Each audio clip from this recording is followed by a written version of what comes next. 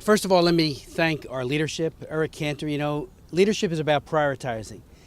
And Eric Cantor, Kathy McMorris Rogers, the Speaker, have made combating human trafficking one of the most important priorities that this Congress will face.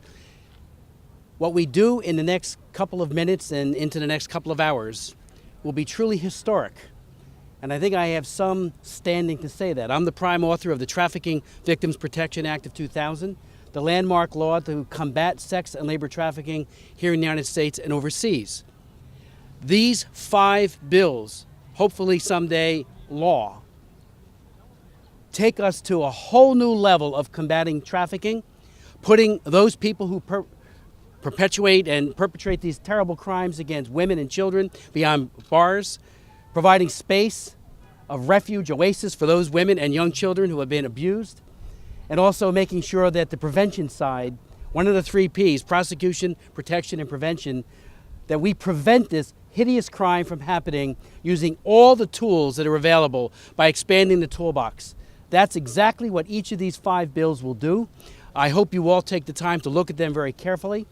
For my part, and I want to thank Chairman Royce for his leadership on the Foreign Affairs Committee, and for Chairman Goodlatte for moving the legislation, our legislation, all of it, all 5, through to the floor in such a swift manner. The bill that I'm introducing today, or will have on the floor, is called the International Megan's Law.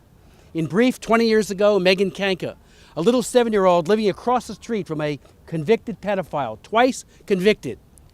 Nobody knew it, and this man lured her into the house, raped her, and then murdered her. That led to the proliferation now in all 50 states of Megan's Law, the registries that have made a huge difference in mitigating these child crimes. Chairman Sensenbrenner, for his part, made the list national. We now take the national and the local lists in this legislation and provide a means to very quickly and expeditiously notice countries of destination when a convicted pedophile plans to travel there.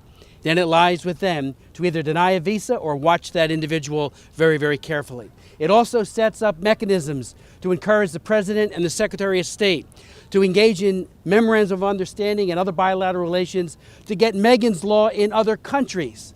One, to protect their own children, but also to notice us, the United States of America, when these individuals want to travel here to abuse our children.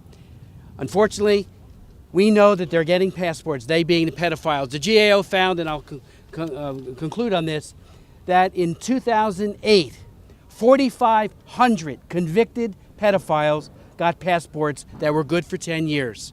And they thought that was an underestimation of how huge this problem is. They're traveling, they're abusing little children. This legislation will hopefully put an end to that, or at least attempt to.